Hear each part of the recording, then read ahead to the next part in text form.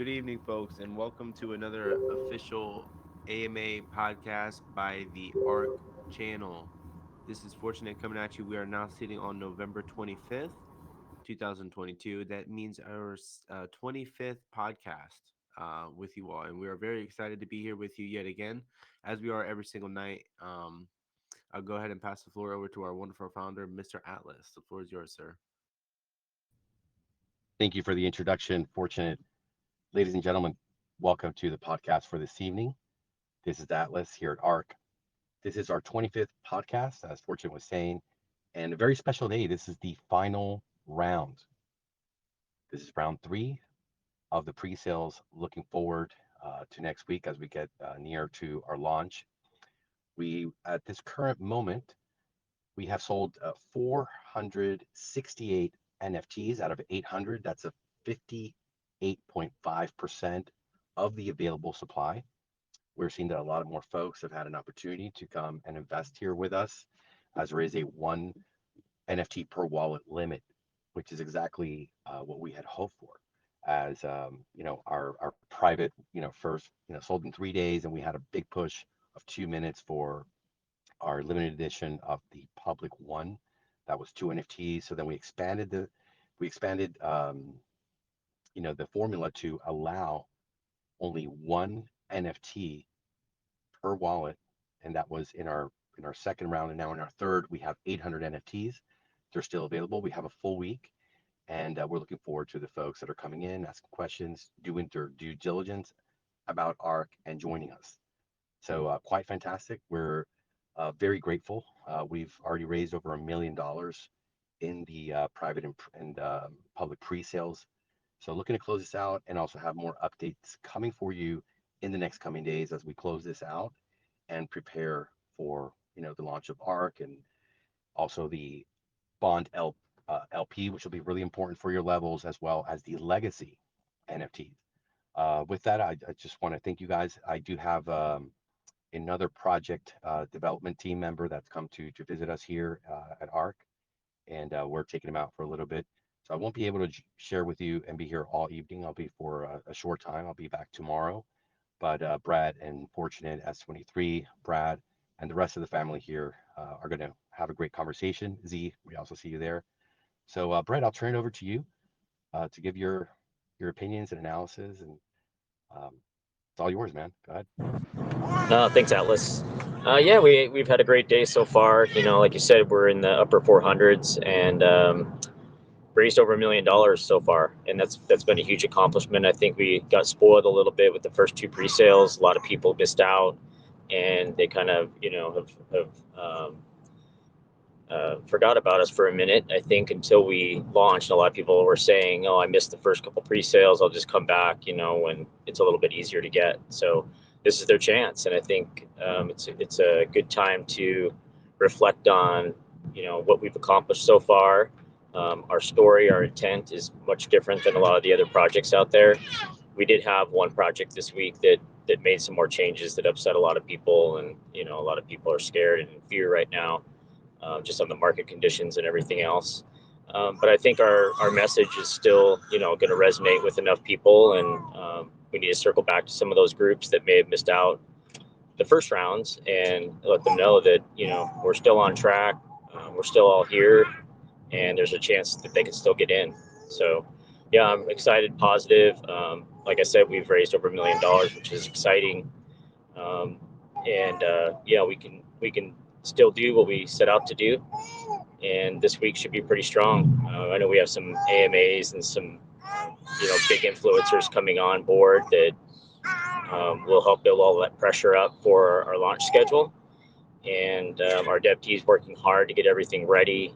Everything's in our test net right now, our main net test, and they're working through all of the different scenarios and things to make sure that the contracts are solid. Certic's in progress right now, and the other contracts are also being audited as well. So yeah, I think we're setting up for a successful launch, and we should all be positive in thinking about that. And if we have friends, family, colleagues that still want to get in that missed out on the first couple rounds, this is a great time to introduce them to the opportunity.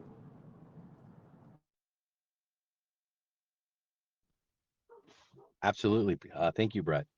And yeah, we didn't really, go hard onto the marketing and going out and talking to a lot of the influencers. We made our strategy to build, here a strong foundation with teams, experienced teams that have been in the ROI DAP space and have done very well for themselves. So we got that. We have a huge push from them, and also taking into account that, since it's been selling so fast, we didn't want to go and make it more difficult for people. So this gives us a really good opportunity. I think this week we'll go out there. We'll start having more conversations. I know a lot of folks have approached me for AMAs, going over to their groups, their communities. So there's a lot of folks that still have not heard about ARK, and that's part of the journey. So yeah, we'll get this closed out, and keep moving. The team's very motivated, very excited of the work that's going on here. We're testing the contracts also on mainnet. So looking forward to really have everything super locked down and bootstrapped, so that the same way that the contracts we've seen and the UIs has been working so flawlessly for us in the private and public rounds, that's the same way that you could expect for ARC, the whole ROI DApp system to be. And wait till you see the mobile app. That's going to be something just mind blowing, guys. Really fantastic. Z, how are you doing tonight, man? How are you feeling? What do you have for us this evening, sir? Hey, yeah, so now I'm in another city, with better Wi-Fi, so the hopefully the Matrix doesn't glitch me. But I'm joyous. As usual, DeFi is showing good results, and there's a bunch to talk about today. That there's been a few good, you can say, conferences, and in one of them you had Edward Snowden that gave his opinions on Web3 on stuff, and there's more news on Infura and consensus, the mechanisms behind MetaMask and their opinions on privacy, and data, and just so there's a bunch to talk about. But yeah, as usual, it's a great day. How you doing, sir? Great, fantastic. I got a guest over here. He was on the podcast, as you know, Eric from Bridge DeFi last night. Great conversation, great time. So we decided to take him out for a little bit. So I'm not going to be able to stay for long. I'm also getting asked to Mhm. go real quick over to Rude's lounge. So I'm going to head up over there. I know there's a lot of investors that want to hear a little bit about ARK. So I'm going to leave you guys there, go for a little bit, and then go take care of the guests. We always want to take care of people and give great hospitality. But yeah, man, excited, and just watching it all come together. Very humbled and appreciative of the team, this community, the admins, everyone that's really bought into ARK and is going to be a part of this fantastic journey that we have ahead of us. So I'll leave it to you guys to continue the podcast tonight. I hope you enjoy, have fun, and have great conversations. Let's get this crypto. Take care, guys. Okay. Thanks, Atlas. Hey, Z, I'm excited to hear about the MetaMask. I've seen in a couple other group chats about tracking IPs and things like that. So I'm looking forward to that. We touched a little bit earlier before Atlas jumped on about our approach to the pre-sale. And originally we gave ourselves a week, so that we could schedule in AMAs and other tours around to different groups and lounges. And that, like as you mentioned, that sort of got cut short because the pre-sales were so quick, and we had other things to focus on. So now I think we've given ourselves a little extra time. We can go back and reach out to some of those groups that were kind of waiting in line to have those AMAs. And I think we'll be better off for it in that we can build some momentum going into the launch, with a more aggressive AMA and YouTube schedule, and really put out some more marketing information that I've been working on as well. So more to come on that. Did you have anything, Z, you wanted to add about the MetaMask? Was that along the lines that you were discussing? Yeah, absolutely. So basically, so Consensus, the company behind MetaMask, kind of got a lot of backlash from the community, and basically, they said we trusted you with our information. We didn't expect you to collect the data, And honestly, I was following it on Twitter quite a bit. It was trending, and then also I was looking through Reddit and a few other communities. And today they've been like they've had to make statements and explain the data collection a bit more further, because that's the reason we're on decentralized finance. We want our privacy. We don't want our information. I mean, this is how I sort of see it, right? I mean, because I've worked in tech for a little bit, and I worked for big firms and small firms and startups, and my sort of experience is a bit different, and maybe my opinion is different a little bit as well, because like you do need market research in any company you work in, and you do need improvements to your software, as you go through different iterations of your versions. So the same thing with MetaMask. Like I expected, like as any other companies, any tech company, for data to be collected. How many times does MetaMask crash on an individual? What windows were they using? Like just stuff to like improve on the next update, and we go through that. So yeah, I mean, like I have a different opinion, and I completely understand what people go through, and how they feel. But I just want to read through this article a little bit, and maybe we can deep dive. So you ready to kind of go through it, Brett? Yeah. I'm really curious as to what their explanation was about the collection of the data. Was it just for user experience or for marketing data, or was it something else? And what were they storing with the IP information? Was it location or just an address to see how often the user was coming back? Yeah, no, absolutely. So the article reads out: Consensus addresses MetaMask IP collection, claiming nothing has changed. A consensus IP address collected through MetaMask users will not be monetized or exploited. So that's the first thing that uh, they're saying. So the quote is from them in Fura, right, the company behind Consensus and MetaMask. And Fura does not improperly exploit this information, and Consensus does not monetize this information as some Web 2 companies do. So the first thing that they're doing here is they're separating themselves from companies like that we've been sort of that we gotten used to, such as like your Facebooks, your Twitters, your Instagrams, and many other tech companies, even Google Chrome, and like marketplaces like Apple stores.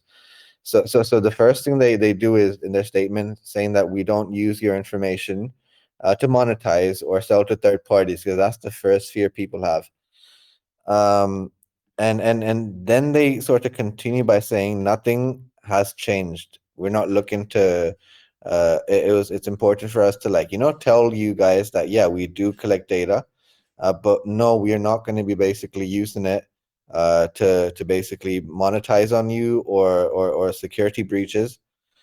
um so yeah, so that's their opinion thus far, and I think there's more to come from here. And they've actually like released a Medium article, so I'm gonna, if you don't mind, I'm gonna go further into it and just give you some key points from it. Yeah, that would be um great. I've seen maybe yeah, if you can follow up on any recommendations you might have for other wallets that aren't necessarily collecting that data too, that might be helpful. yeah, no, absolutely, absolutely. uh so they have made basically a little bit of a statement, and I'll do is I'll quickly read through it, and then we can sort of take out the key points, because this is fresh news, guys. Like, this is something that just came out, just like, honestly, 5 minutes ago. So for me, normally when I dissect information, I like to like read through the article, and then find the key points. So maybe this is the first time you see me do that live. We can learn something. So this is the article. So it goes on: 23rd of November, Consensus shared an update to its privacy policy to all its users, which included updates clauses in the policy to clearly communicate what information is being collected and how it's used. So in their way, they're just like, summarizing how they so they're telling the public how they do it. Specifically, the addition of contact details of our recent appointed data protection officers as required by Article 13 GDPR. So Infura and most web companies, they have to go through GDPR, and this is something that sort of went across Europe. And the reason you go through GDPR is it's a protection sort of process for like let's say I have some important information, and if I go to a third party and say my customers use it in this way, that will break out that'll like break the law of Article 13 GDPR. So that's the first thing they're saying.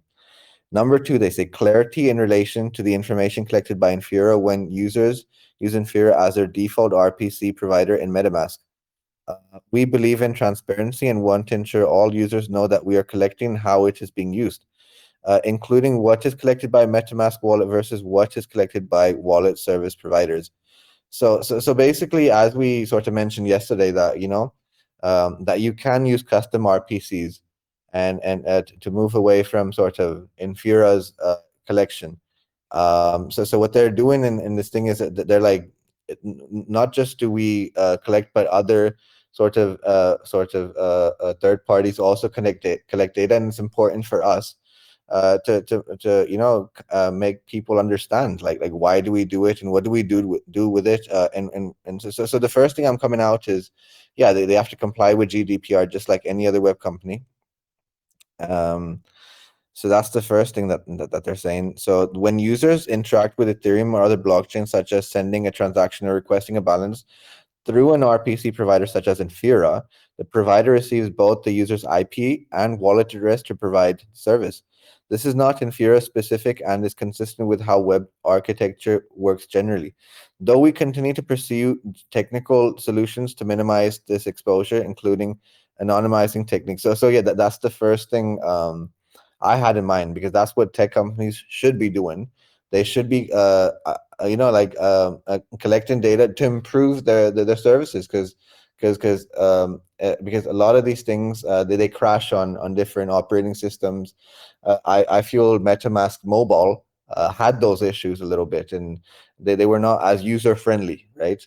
And the reason they're not so user friendly is because on a browser and Google Chrome, you're not asked multiple times to put your password in. You're not told to do things in sort of a tangent the way you do on basically mobile sort of a version of MetaMask is a bit hard to use, because when we use apps on our phone, we're like a few clicks away from being able to transact.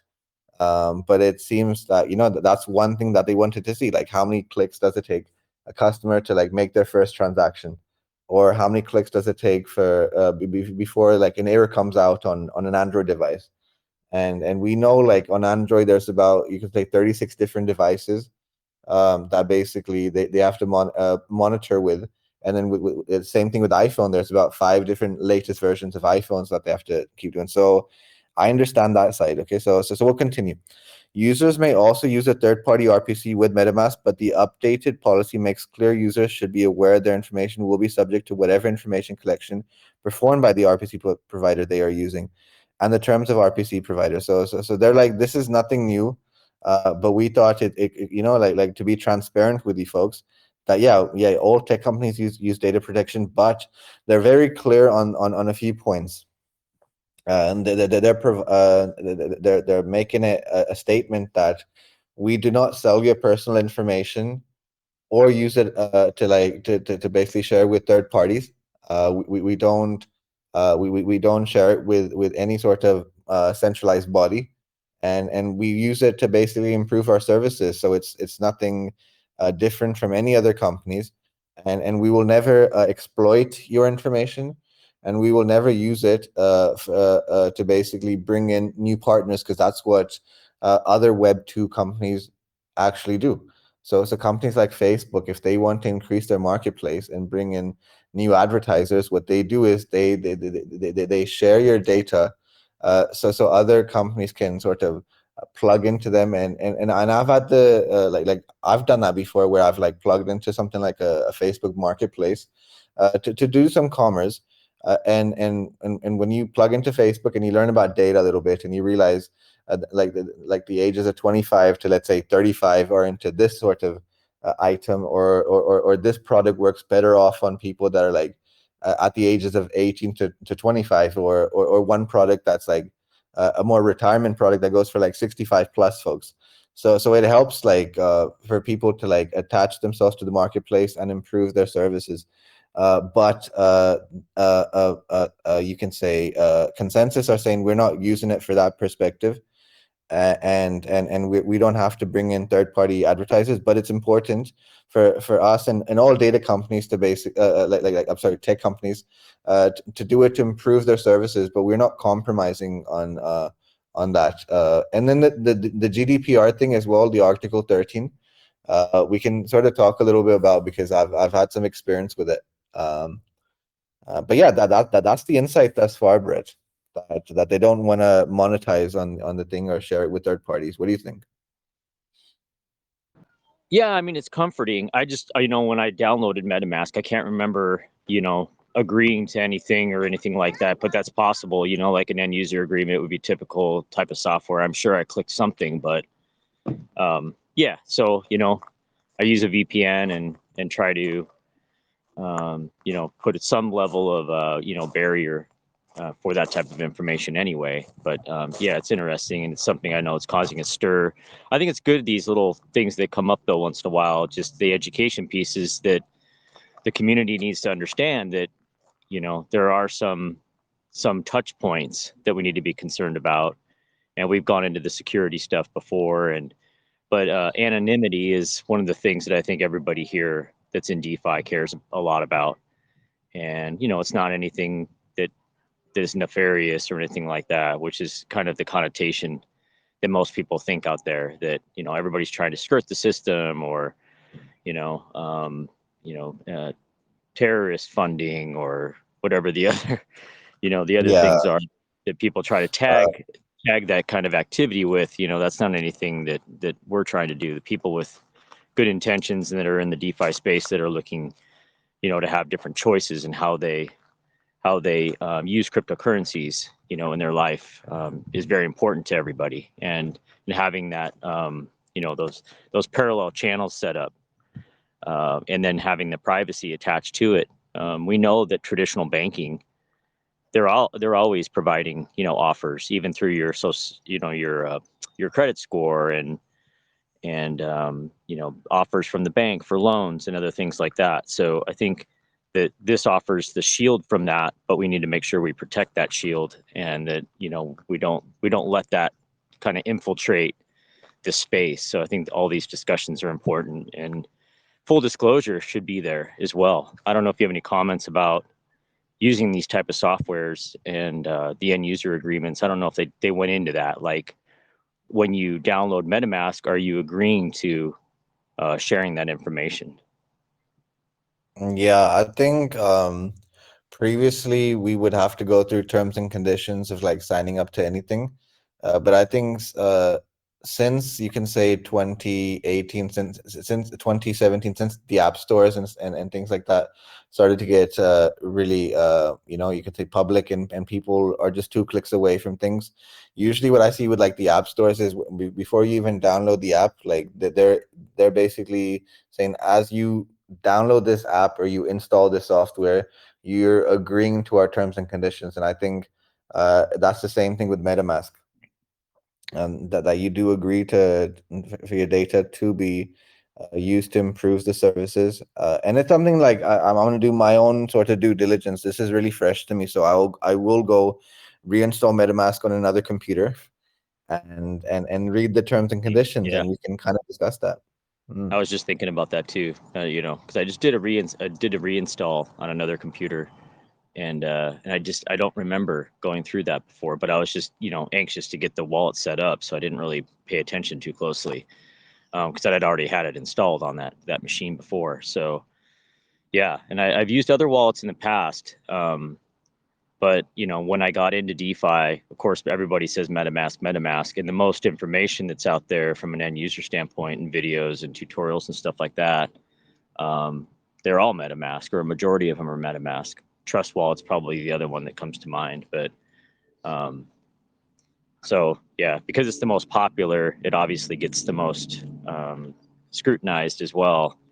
And you see a lot of things. And there's other people that are in other groups I was in just mentioning other wallets. I don't know if you had any comments on other wallets that are known to be more private or aren't collecting information through a third party like MetaMask is.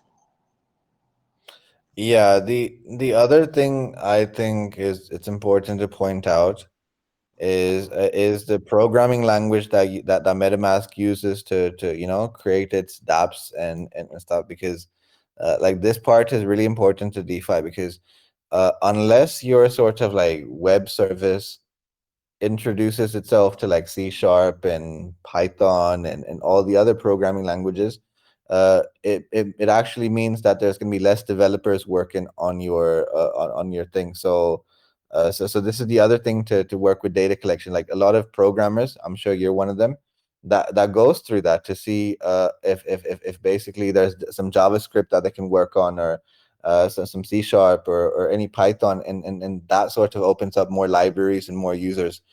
So DeFi is kind of going through that as well, where we need to open up. So let's say, for example, you use an Apple product, right? And you want to work for Apple, like they need expertise in not just Swift, but they need sort of expertise in front end, back end.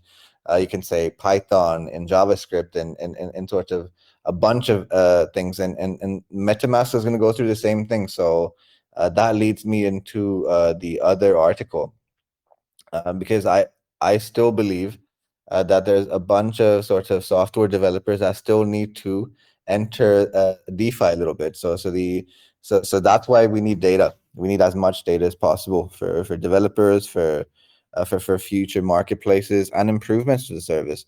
So just like we sort of collect data and we look to improve the software, we also look into ways where we can adapt into new marketplaces and bring in other developers from other communities as well. So the article reads out, programming languages prevent mainstream adoption, mainstream DeFi adoption. So asset orientated programming makes fundamental functions native to the programming language.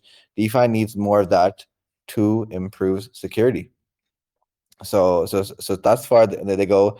DeFi is growing fast. The total value locked measure money manages has grown by 10 billion to a little more than 40 billion over the last 2 years, after peaking 180 billion. So normally what happens is like when you get to like a point of you can say 180 to 300 billion, normally user adoption from there sort of plateaus, and to see DeFi even after hitting that sort of mark of 180, or I would say 200 billion when I was looking at DeFi Llama, to keep growing is quite big. So more than 10 billion have.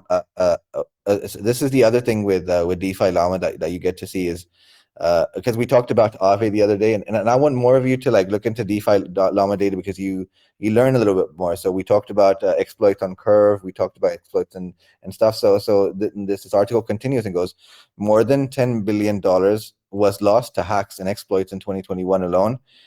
Feeding the elephant in the room, today smart contract programming fails to provide adequate features to create and manage assets, also known as tokens.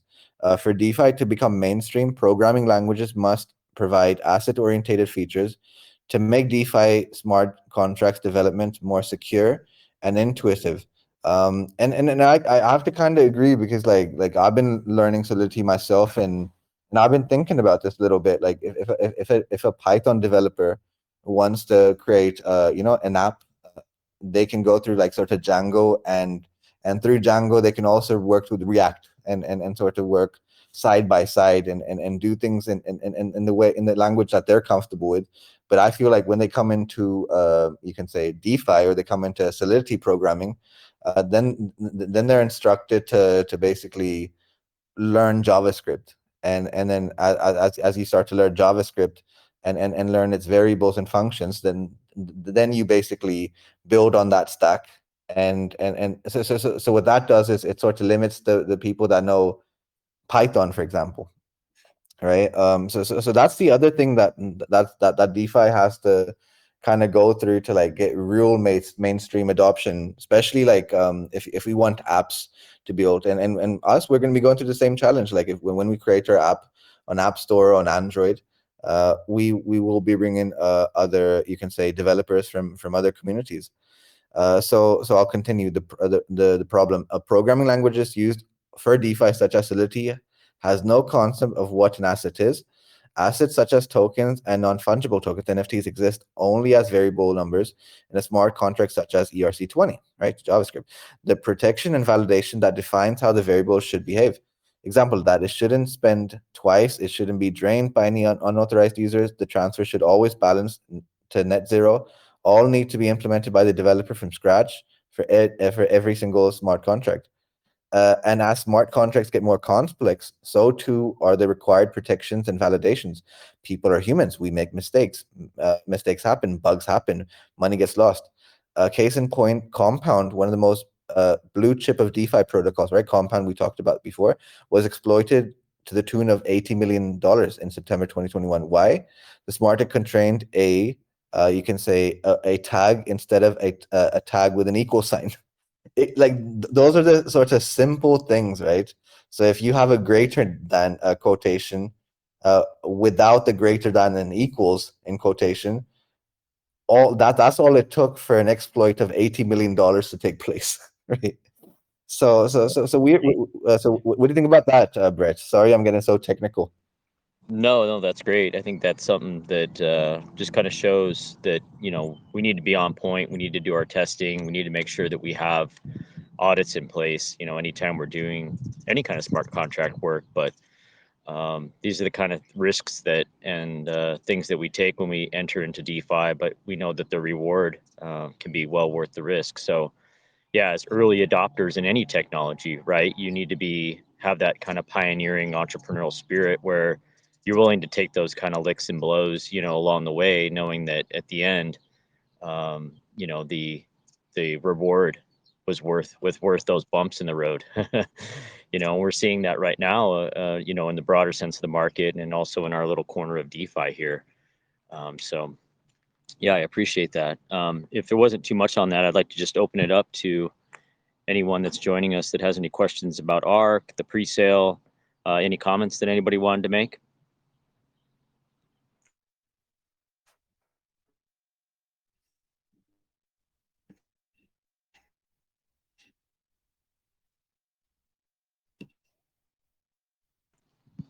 Okay.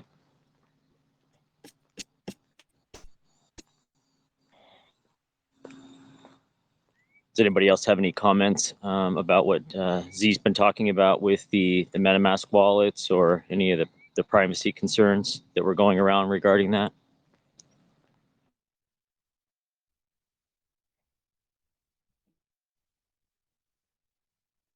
I People are sort of going to Thanksgiving a little bit further weekend, and Yeah, one of the things that I'm really curious about too is, as we move forward with integrating some of these functions into our mobile application, those are some things that we're going to be wanting to consider, as we're installing Web3 elements and things, making sure that we have applications that we're installing for the user that are have security, and have that we don't have the data being collected and things like that in a way that's not apparent to the user. So I'm already thinking through that process as we move forward, and with our development team, I'm sure that's going to become something at the forefront.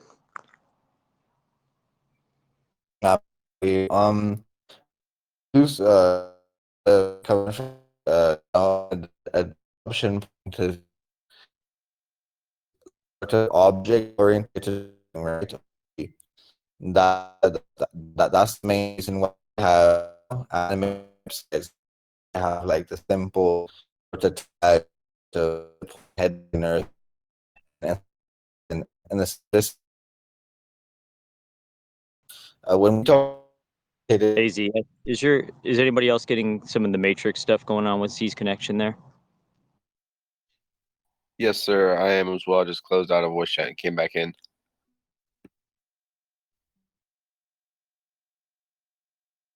Yeah, I Hear think me? seed connection was a little bad there.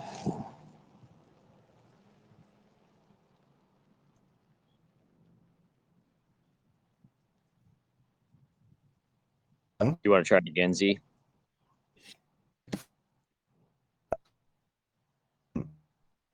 Yeah. Continue. Still breaking up. Give me.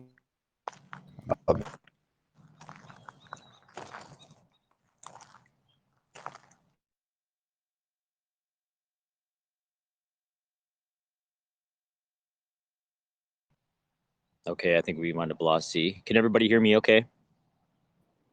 Yeah, we can hear you good, Brett. Yeah, Z Okay, was in the great. matrix a little bit, man. Yeah, I wanted to give him a chance to come back on, but I didn't hear from him.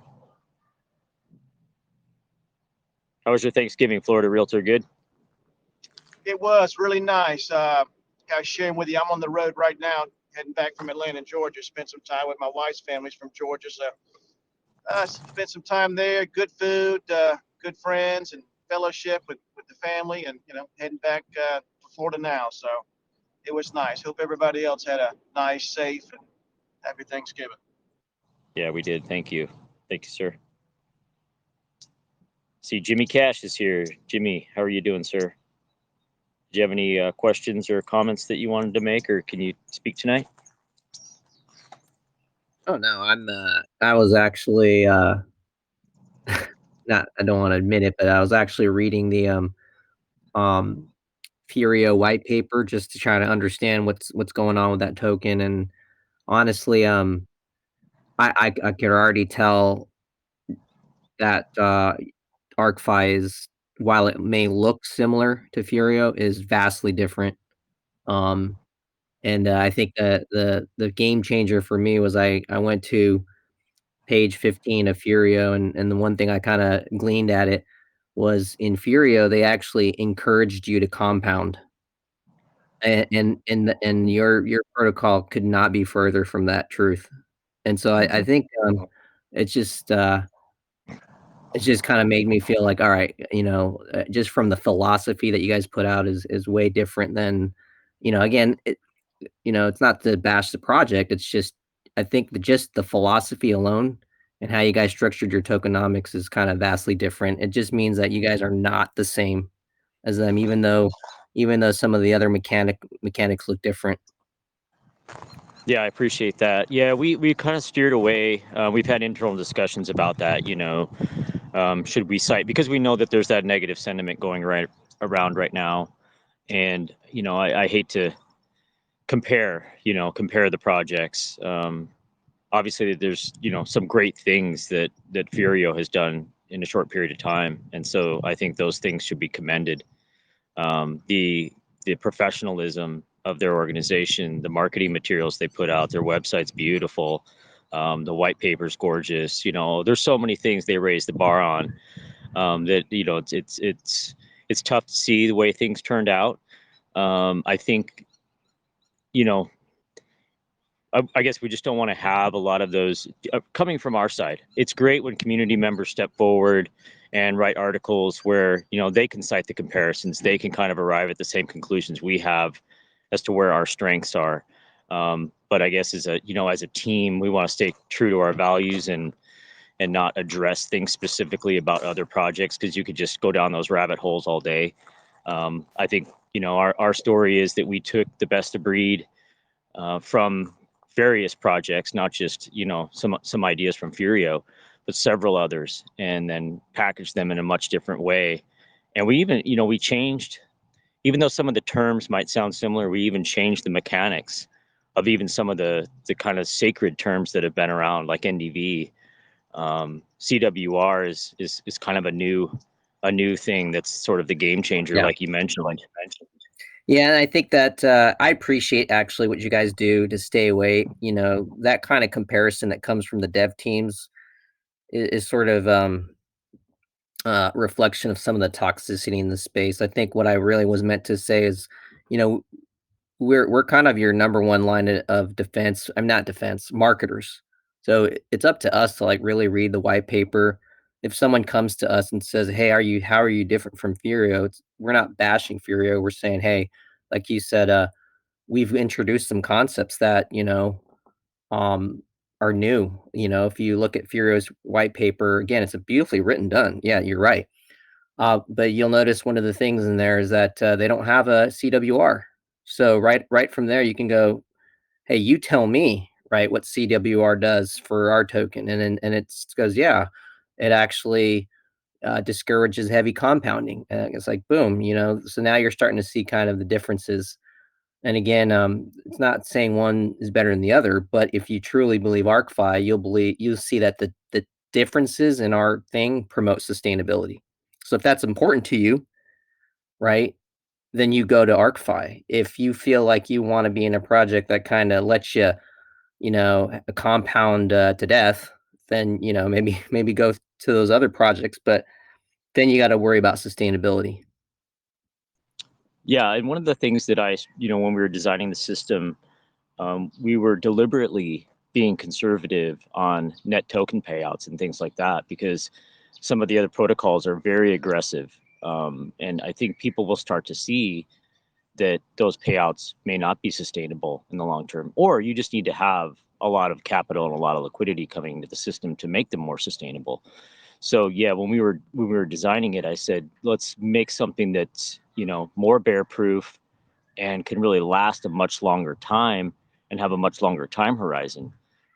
So that there's some of those elements that weren't popular maybe 2-3 weeks ago, but now people are starting to look at it a little closer and discover, hey, maybe these ArkFi folks are onto something, with sustainability and just what we're seeing in these tougher, tighter markets where we need to be more conservative.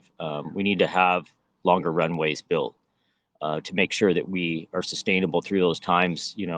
In 2023, we know it's going to be a roller coaster ride. So, we're trying to set up for that and be prepared and poised when the market does turn, because we know it will, as mass adoption occurs, and we can be major influences in that. I think that we have a chance right now to come in and take a major part of the market share, not just in our degen communities, but out in the mass market as well. People are looking for something new and something different to put their assets in. They're discouraged by the traditional finance markets and what they have to offer. So yeah, that's what we're really looking, and that's our focus, and something that's more real world, comparable, still exciting rewards, still exciting returns in ArkFi, but definitely not the the returns that some of the other rebase DAOs or high yield daily ROI dApps have given out in the past. So yeah, there's a lot of elements in that. I appreciate you bringing those up. To your point, we don't want to be the ones that make those kind of comparisons and start these kind of tribal battles, or draw lines between projects, because we're all, I think, in the spirit of things, we're all trying to do the same thing, the best for our communities, and also for DeFi in general. Brett, can you hear me now? Hey, Easy. Yeah, I can hear you much better. Thank you. Yeah, so basically, I don't think I'm like giving my protection away a little bit, but I did move into a British embassy that turned into a mansion. I'm renting this place for a week. Now this place has many rooms, 30 to be precise. So I've tried to get closer to the router as much as I could. Hopefully, I can maintain a conversation with you guys now. You sound a little bit low, but yeah, Jimmy Cash and I were just talking about what differentiates ArkFi with some of the other projects that are out there, and some of the key sustainability metrics that we've tried to build into the project. And he's given us his viewpoint, which I appreciate. Hey, Brad. Nice. Oh, Yeah. oh, I thought I heard Z still talking, but I was just going to say, from what Jimmy was talking about, from what I've been noticing in some different chats and some different communities, is people are just so used to the old protocols, the old daily RO apps that are just forked from other projects. They change a couple things and change names around and go with it, and I guess people are, what I've noticed, that people are assuming that ARK is the same protocol. And once they really dig into the white paper and see that the mechanics are totally just top notch, I mean, just pure built on innovation, the vision is just unlike any other protocol. Then they start stepping back and scratching their head and saying, "Man, this is like no other." What type of strategy do we have here? For a protocol to encourage, taking profits up front, because some of the other protocols that a lot of us are familiar with encourage compounding. I mean, in fact, they do rewards for continuing compounding. So, I mean, it's totally 100% different. And I honestly believe it's just needs people just need more education and learning and doing their own due diligence instead of relying on other people to do their homework for them and just going by what they believe they think the project's about and on that end. So in fact, I'm really so impressed with every day. I mean, the ARK chat group is getting more and more user friendly. I mean, with all the tools and with all the different commands, I mean, it's just you can't help but understand how ARK works and just get a good understanding of it to where you can share the information with people so they can understand how new and what the vision is and what y'all are trying to bring to the table here. This isn't, this ARK is for everybody, but it seems like majority of the people that's in these protocols, 80% of them are in every single one of them.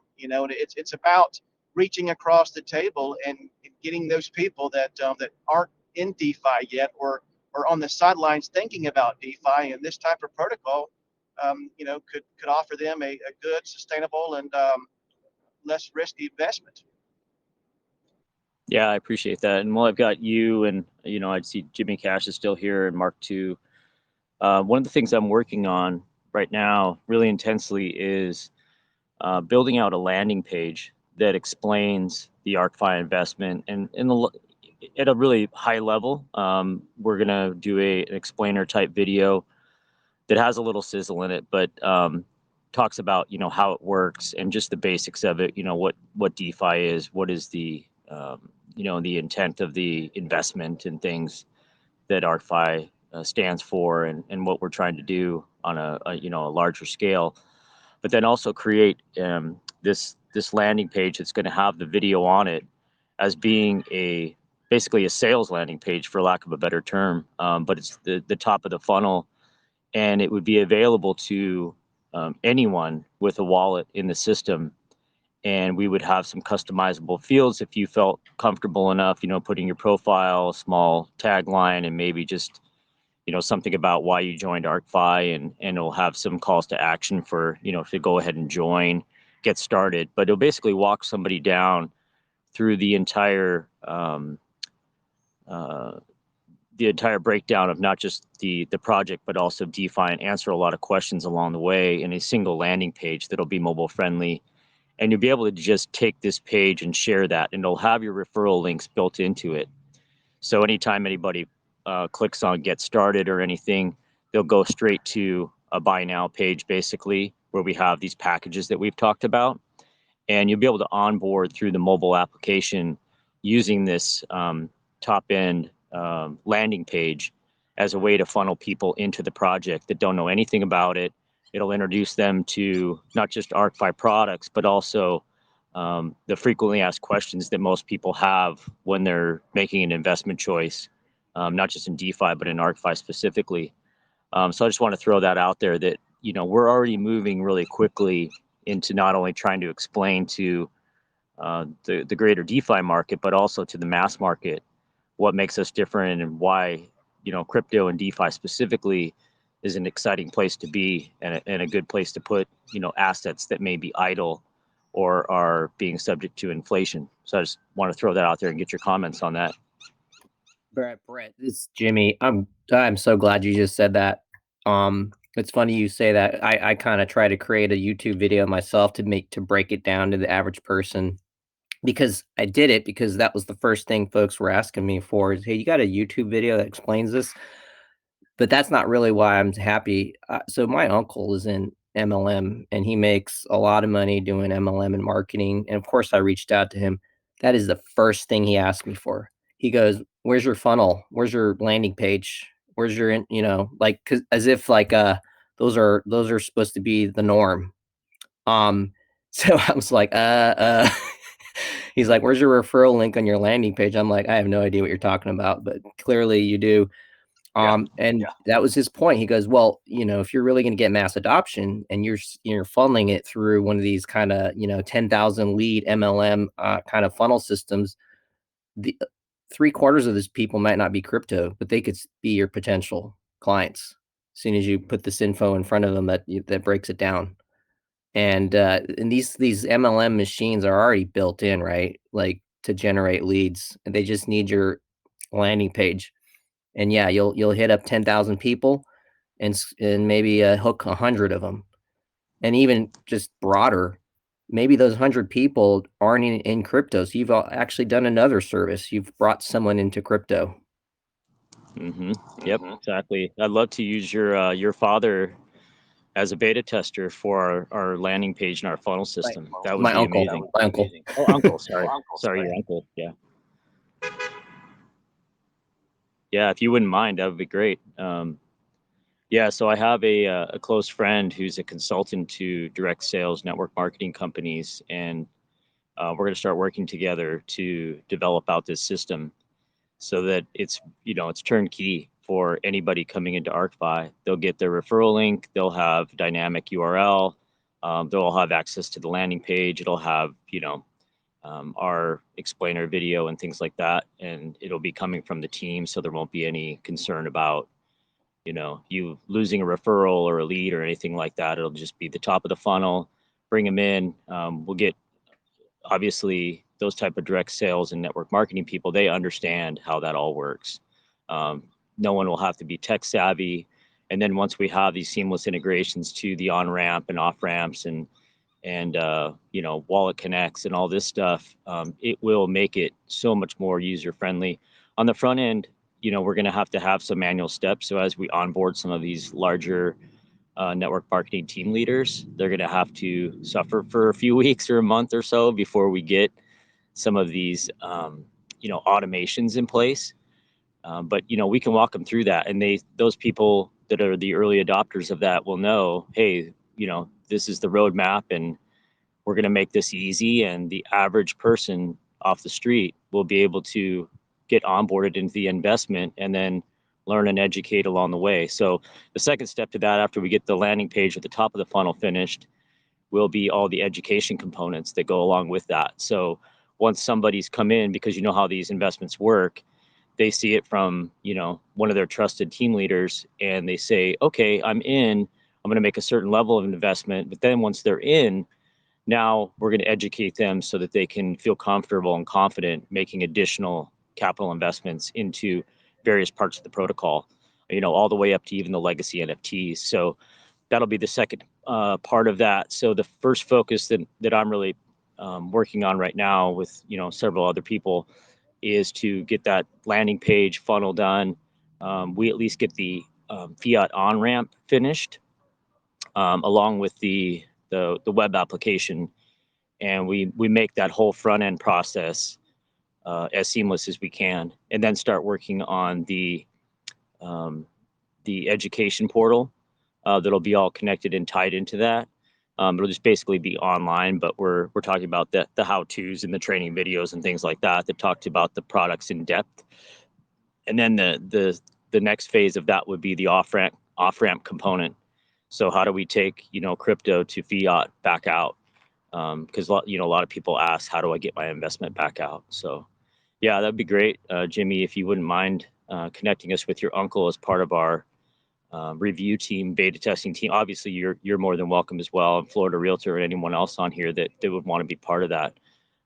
Looking to at least get a small focus group that can give feedback and review. We obviously have some people on the team here that are experienced in onboarding a lot of people as well. But yeah, the more the merrier in that process, and any feedback that you might be able to give us to make it, much more clear, because, I have to step back from it sometimes because I've had my head in this for so long. When I use a term, it might not be clear to other people. If I'm using a technical term, I might not realize that. So, taking it down to the point where it's the questions that the average person is going to ask that I might not be thinking of, and then how we communicate those answers, and the way that it's written on the landing page, the messaging and the video, all of that stuff. Hey, Brett, what about the analytics? There's been several talented coders that have put together some formats for some other different projects where you can, key in different scenarios, and and it really is just real helpful to look at different data and stuff like that. Is that something that that you've got in the works? I know Kelly's Excel spreadsheet is great, but I mean it's just for the average user, it's just really hard to kind of go in and do different scenarios like a digital, like a code, like a smart contract, or however they do Yeah. the Yeah. analytics for that. I mean, that would be just a huge. I know you don't have all the data yet to put something like that out there, but I think that would be that's just a huge game changer to share people, and they can actually see and get excited about different CWR ratios and kind of strategies that they want to kind of put together with the ARK. Yeah, I think what we want to do is have a basic calculator. Right now, Kelly's is probably for a lot of the people that are already in the space, and they're doing more sophisticated strategies. But if you think about the average person coming in, they're only going to have one wallet to begin with. They might add a wallet as they go or get more comfortable, but the average person's going to come in, they're going to make an investment into the foundation, because that's a low risk liquid investment. They're going to have probably a small small investment in the ARK vault until they learn more about it. And so, yeah, a calculator like that might be a simplified calculator, even where there's no advanced CWR limits or anything like that, but it just gives them an idea of what they could expect from the investment using the auto allocation feature. Okay, in 30 days, this is kind of going to be where I'm at. I could make some more deposits to keep my daily ROI up, or I could just let it run and add some more capital as I go. So those kind of things. Yeah, I think, so we talked with, I don't know if you know this, but Kelly's sister is Rebecca Snook, and she's actually a coder. And she's very familiar with these ROI dApps, obviously. But that might be an option for us to build or take the calculator and code that in. I know that obviously Mr. Green and Jan could come up with something. But there's another, the second half to that, I think, is some of the analytics stuff. So inside the contract, Mr. Green has built all these functions that you can call from the contract. And so either community members or our own team is going to design kind of an analytics dashboard that would allow you to look at, not from just a system level, but also your own account level, all the statistics that are going on based on all these different functions, everything from compounds to withdrawals to airdrops, and how frequently you did each one. And so you'd be able to get a full view of not only your investment, but then also what's happening across the entire network, which will be really cool. I don't think that's being done too much. I know Dune Analytics is really popular for a lot of Drip, Animal Farm, Furio users, and a lot of those integrations have been done. So Mr. Green set up our contracts to make it really simple for people to either build their own or to have our own built into the system, so it can be viewed directly from, say, the mobile app. If you wanted, entire network statistics, or just drill into your own account and look at your statistics based on how you're playing the game, what your net token takeout has been, how far you've progressed inside your investment. So yeah, we should have a lot of that. I think sooner rather than later, after we launch the project and get those kind of things ironed out. I think those will be some easy additions to not just the mobile app, but also just the account itself, to have a separate area for analytics, both at an account level, but then also a system level. Yeah, that's great. It's kind of like a plug and play, type, app or contract, and that's user friendly with all these other, like you said, with Dune Analytics, or if you come up with your own, or if there's an in-house one. But yeah, it's just kind of like follows along with the concept of simplifying everything and everything. So yeah, that's good stuff, man. Looking forward to it. Yeah. The real push that that I'm working on is that top of the funnel. We know we've got to have users coming into the system. We want to have a lot of buy pressure coming into the system early on, and so how we can quickly onboard and get exposure to the mass market is sort of my focus now. The dev team obviously will work on this, the DeFi simplified things and getting the technology in place so that we can make it much easier in a very short period of time for people to get onboarded. Obviously, in the beginning, that's still going to be the traditional. We're going to have a centralized exchange, and we're going to have a MetaMask or some kind of Web3 wallet, and we're going to have to move, fiat to crypto to ArkFi. But the idea is that we cut all of that down into one step. So just fiat, debit card in to buy ARK, and it gets automatically deposited in your ARK vault, and you're up and running. And then we'll quickly figure out the back end piece, so the fiat off ramp, which we already have a partner identified for that. We've talked about that a little bit in the past, and we're working towards that. But those things will come with time, and as we develop that partnership further, we'll probably figure out ways to integrate, make it seamless and even better for the user experience. So, yep, I think we've got a pretty good approach to kind of satisfying our mission in that regard, simplifying DeFi, being able to onboard mass market users that aren't familiar with crypto at all. The easy ones are the ones that have crypto now. They already have, crypto.com, Coinbase, Binance, whatever it might be.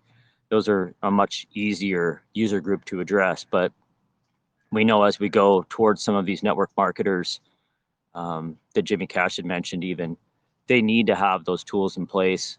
We'll get some early adopters, but to really make it go fast, we're going to want to have, to make it easy, to make the technology seem seamless.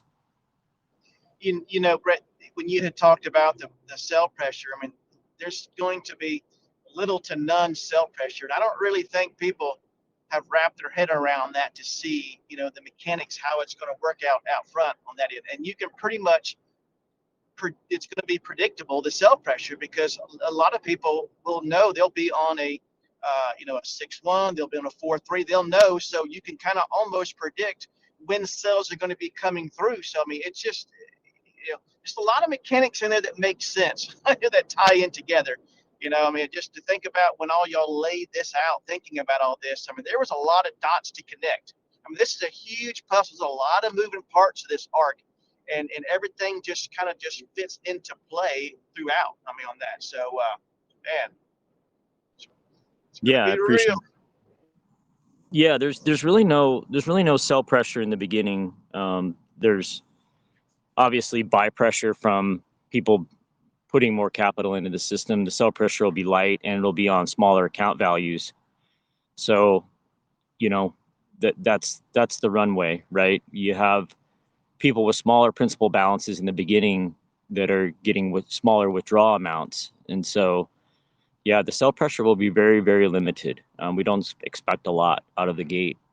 And also, I think one key little thing that we'll see how this plays out, but the fact that our foundation allows level 1 rewards through the bond staking is kind of a key thing that I think it just hasn't been, because we haven't launched yet. We haven't seen the statistics on it. But that liquidity is going to remain there, and a lot of people won't move it out. I know some people will probably use it, for 2-3 months, possibly collect some rewards. But I think if they see the value in it, and they see how the deposits are impacting their principal balance, and they can maintain their 2% longer, and they are onboarding people, I think we'll see a lot better incentive than we've seen in other protocols to use the liquidity pool, or use the foundation contract. There's not much incentive in some of the others to do that, other than, they get some rewards back. But with that added utility, you're going to see our liquidity pool, I think, remain strong, and if not grow, as more people come in. They're going to say, wow, I can get some referrals right away. If I just put, up to $250 worth of bond in there, I'll qualify for my level 1 rewards. And that'll be a growing pool. I really believe that. And then it'll step them into, as they add more to that, it'll step them into the legacy NFTs. They realize that that's the place they want to be. If they're, they've sort of bought into everything that we're doing here and they see the future opportunity, they're going to want to be part of that DAO. They're going to want to get those additional rewards. They're going to want to be part of that legacy NFT rewards pool. And so, yeah, I think that there's some game theory there, some, I would just say, incentives that are going to drive the strength of our liquidity that we haven't seen in other protocols. Hey, Brett, I got an idea on that. I'm kind of looking forward to that downline visualizer tool, almost selfishly, so I know exactly what legacy NFT or what bond level I want to buy, just because I want to see the depth of my networking efforts. But maybe one idea is a FOMO aspect of it, where everybody gets to see their downline, and if they're not invested in a legacy NFT or a bond, there's a stat there that shows compound referrals passed up, right, or forsaken or given up to the upline. So they kind of go, oh, if I had just had a bond, I would have received that reward. Yeah, that's funny you mentioned that. We've talked about that, several times. And I think that'd be an easy enhancement to make. We kind of we've sort of put that on the sideline for a minute, but I think that will definitely be something that we look into adding. Yeah, as the rewards, for a disqualified wallet, basically they'll forfeit those rewards to the Guardian wallet. And so they could see, like, oh, hey, I've missed the last, 50 compounds. One of the things that's interesting that you mentioned that I'd like to get your feedback or your uncle's feedback on. When we started talking to some of the people that are in the network marketing world, a lot of them, they have a two-leg system. So they have a left leg and a right leg. That's what they're used to. But one of the things that they kind of got blown away by was that you can basically have an infinite level one. There's no limit to the number of directs. And so when they're looking at their strategies for building downlines, let's say they have 100 directs or something like that. Each one of those in and of themselves can have 15 levels down that they can collect those compounding rewards off of. And so the numbers just become insane for people that really have really, really big networks and can build them quite fast. They have to think about their wallet strategy and how they set those teams up because their top line wallets, could reach max payout much quicker than they expected. So yeah, it would be something to see, from experienced or, veteran network marketers, how they approach that problem. And if they do split up or, have various, say, smaller team wallets underneath their main wallet, knowing that they're going to get a significant amount of compound rewards and have a really big incentive to, get a legacy NFT or carry a lot of bond LP, just so they qualify for all those rewards that are flowing upline. Hey, Brett, one thing that I just wanted to share that you're talking about onboarding, the thing that I'm really impressed with and excited about is the reward structure of how you've got that set up, and it's totally different from all the other different protocols. So, I mean, we all know that whenever you refer somebody, that the first deposit, you get the percentage of that. We all know that. That's how it is on the others. But a lot of times, and I'm sure everybody in this group right here could attest to this, how many times you've onboarded somebody and they come in, they only put like, 5 or 6 tokens in to see what's going on, and then they want to put in 1,000 tokens in, and boom, it doesn't go to you, it goes to their upline. But with ARK, every direct deposit in your direct lines goes straight to you, and that's huge, I think. I mean, because we know that people are going to have to put in fresh capital along the way if they're not onboarding. So those direct deposits are going straight to the upline on that end, straight direct deposits. So I think that's a huge thing, and that compensates for having to go up 15 levels on that end for the compounds. I'd much rather receive direct deposits than compounds on that end. So I think that's a really smart move and a great mechanic that y'all put in there that I think that'll make a lot of happy people for sure. Yeah, I agree. And I think also it goes back to the idea of carrying that first level of bond too. It's going to have people stick in that a lot longer.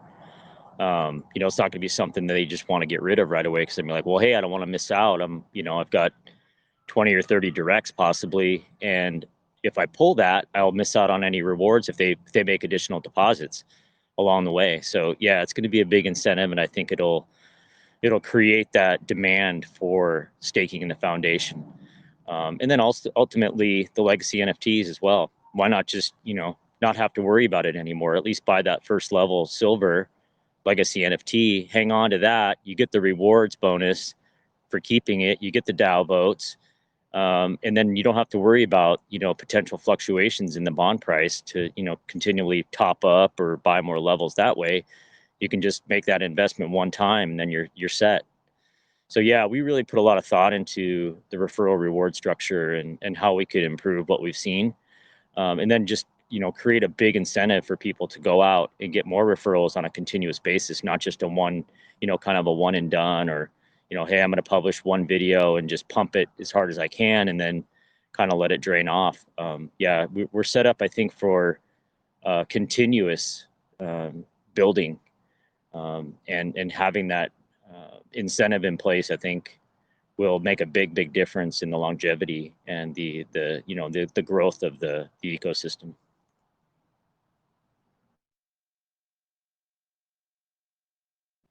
I appreciate the comments, guys. Was there any other questions or comments anybody else had?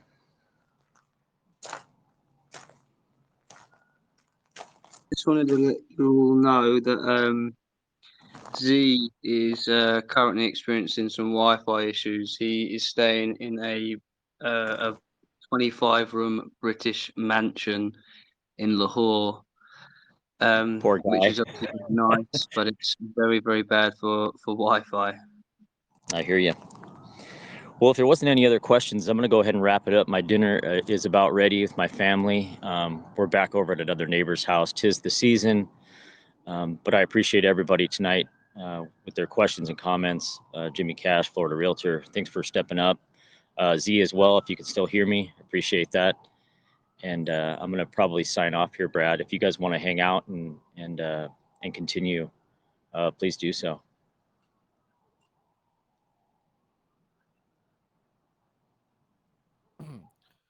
Brad, No worries, Brett. Thank you for your time. Hey, thank You guys are welcome. I'll jump on a little bit later if you guys are still hanging out after hours. If not, everybody have a great night. Thanks, Ray. You too, man. Enjoy your dinner. All right. Yeah. Drive safe, Florida Realtor. Thank you. Yeah, Brad, are you able to hear me? Is there any possibility of communication? We can hear you, Z. Okay, that's great. That's great. Yeah, fortunate. If you guys want to conclude basically the podcast, and then we can have a normal discussion, and I can tell you a little bit about history.